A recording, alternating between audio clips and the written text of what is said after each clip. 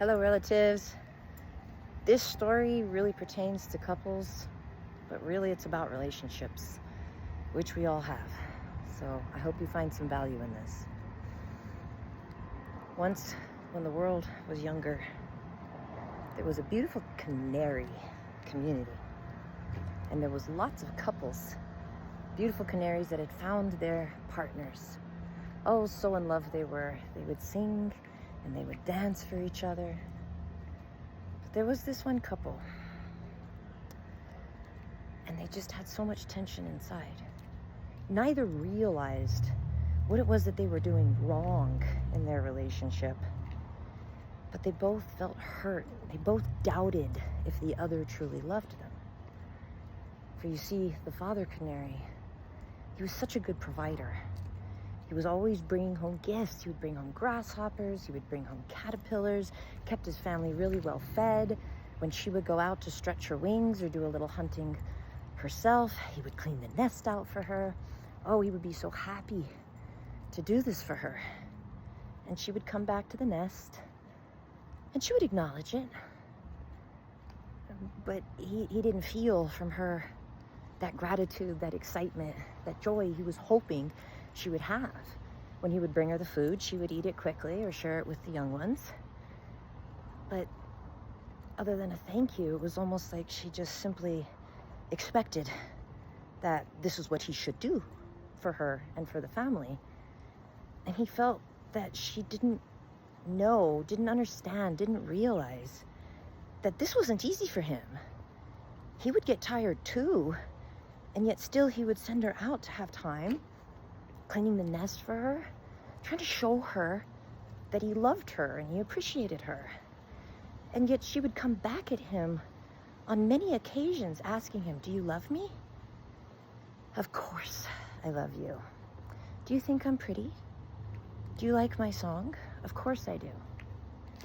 And just as he would feel hurt inside, as if she didn't appreciate his gifts and his service, she felt that he didn't really think her song to be beautiful.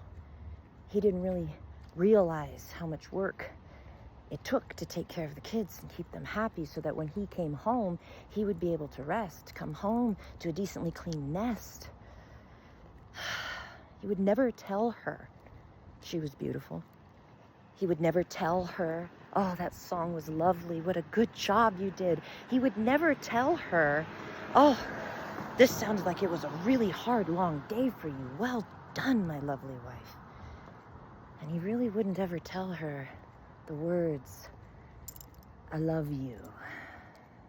He would try, but it kind of would come out squeezed or forced.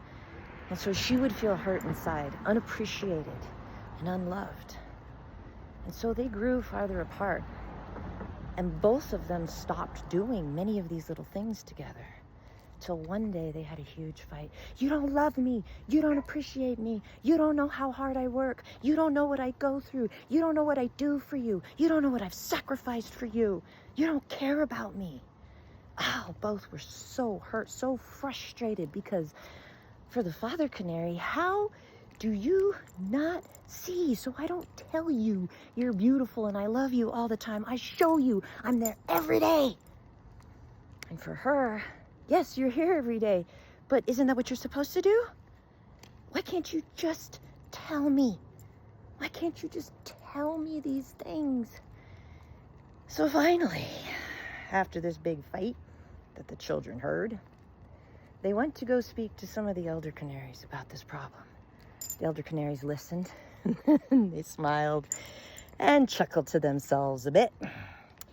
And then they asked Father Canary, "How do you show your love for your wife?" "Well, I try to take the kids when I can. I give her space to herself. I bring her gifts and good food. I work really hard. I even help keep up the nest." Then they asked the mother canary, "How do you show your love for your husband?" "Well, I always tell him I'm so proud of him. I always tell him I love you. I always tell him what a good job he's done. I always tell him how much I appreciate him and how wonderful he is and how strong and handsome he is, how beautiful his song is." Ah, Now, listen to your arguments, you two, once again. For all that we see is happening is that you do not see what the other is doing as love, because they are not speaking their love to you in your language. What? Yes. You see, the Father Canary, he shows you his love by the service he does. He shows you his love by the gifts that he brings. You show him your love by your song and your words and the time that you spend with him, even when you're tired. These are acts of love. But since you are not receiving the love that you want in the way that you want it, you want to hear from him the words. You want to have from him the time. He wants from you the gifts. He wants from you to be taken care of. Oh. And so they looked at each other and realized, and the feelings of love came flooding in, as if on the first day they met, as they both realized this entire time they spent feeling unappreciated, unloved. They were, in fact, so loved the entire time.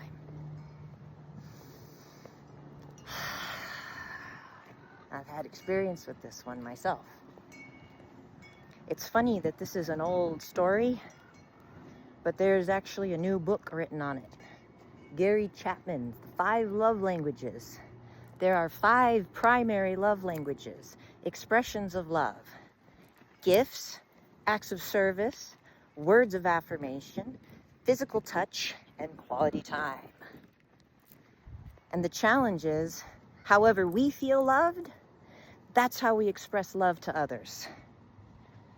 But if that's not their language, they're going to express their love to us in their language. And if that's not our language, my husband could bring me as many gifts, as expensive as a gift as he wants. I'm going to appreciate it. I'm going to kind of be uncomfortable with it because, well, he's spending money on the flowers. You know, I appreciate the flowers. I get what you're trying to do, but why can't you just tell me that you're proud of me, that I'm doing a good job? Why would I tell you? The words don't matter. I go to work every day. I take care of you guys, fix the air conditioner, I do all these things. How can you sit there and ask me if I love you? Insecure? Ooh, I'm not insecure. I just want to hear it, because when I hear it, oh boy, does that feel so good.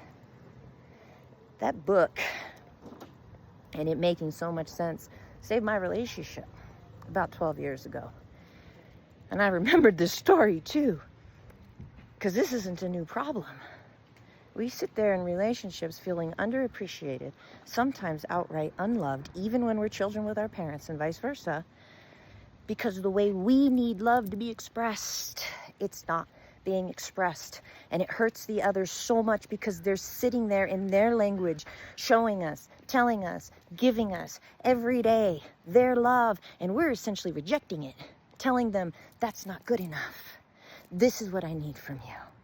And I don't know about you, but I have a hard time, and pretty much every human being on the planet that I've met has a really hard time with not feeling good enough, and definitely have a hard time with feeling like they're being told who they are, what they're giving, what they're doing isn't good enough.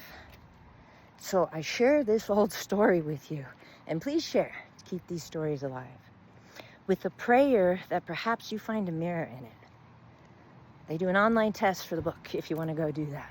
But realistically, if you're not feeling that in your relationship, friend, family, partner, lover, maybe look and see that they are indeed expressing their love for you in a very genuine way, according to the way they speak their language. Maybe tell them, how do you express your love, so that you can know it for yourself, so that you can receive it. Because if love is expressed but not received, well, that's like throwing clean water up against a cliff and being upset that it's draining into the earth. Energy is never wasted. It'll flow off and go into the next receptive thing. It's just mechanics, it's just physics.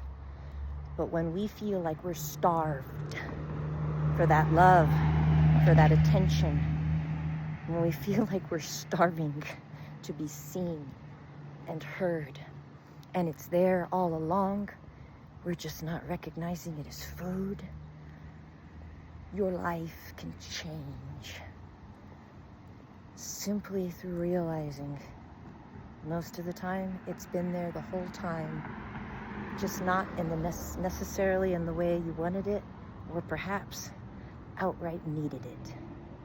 So much love, relatives. Have a beautiful day. Go love each other. And maybe even throw a little, when you give a gift, say, this is love. When you clean the house, say, this is love. When you cook the meal, this is love. When you give the compliment, this is love. When you seek to spend time together, this is love. Because if we're not recognizing it, maybe it just needs to be pointed out. Have a gentle day.